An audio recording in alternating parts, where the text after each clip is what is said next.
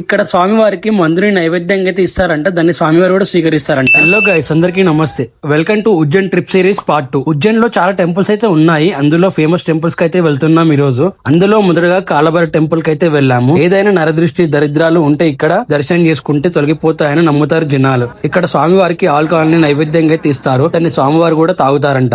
నేను కూడా నమ్మలేదు, కానీ చూశాక షాక్ అయ్యాను. మహాకాళేశ్వరుడి దగ్గర కంటే ఇక్కడ జనాలు ఎక్కువ ఉంటారంట. అందుకే మేము ఎర్లీ మార్నింగ్ అయితే వచ్చాము దర్శనానికి. తర్వాత వెళ్లిన టెంపుల్ గట్కాలిక అమ్మవారి టెంపుల్.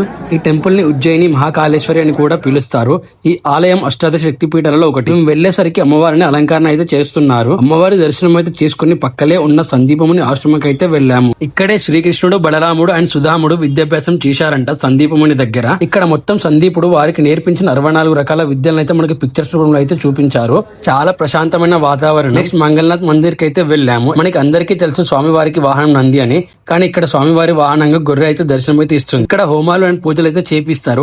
ఇక్కడ ఇంకా ఎన్నో విశేషాలు వింతలైతే ఉన్నాయి. మొత్తం ఎక్స్ప్లోర్ చేయడానికి వన్ డే అయితే అసలుకే సరిపోదు. మా ట్రైన్ అయితే ఆఫ్టర్నూన్ అయితే ఉంది, ఇంకా మాకు టైం కూడా లేదు. సో అందుకే కొన్ని ప్లేసెస్ మాత్రమే చూసాము. వీటన్నిటి గురించి ఒక ఫుల్ వీడియో అయితే చేస్తాను. నా యూట్యూబ్ ఛానల్లో త్వరలో అయితే పెడతాను. లింక్ నా బయోలో ఉంటుంది, సబ్స్క్రైబ్ అయితే చేసుకోండి. ఇది గైస్ మరి నా ఉజ్జయిన్ ట్రిప్ సిరీస్. ఆ దేవుడి దయతో మిగతా జ్యోతిర్లింగాల దర్శనం కూడా అవ్వాలని అనుకుంటున్నాను. ఒక చిన్న విషయం అయితే ఉంది, జూన్ వరకు 5K ఫాలోవర్స్ కంప్లీట్ అవ్వాలని. మీరు సపోర్ట్ చేస్తే అవుతుంది.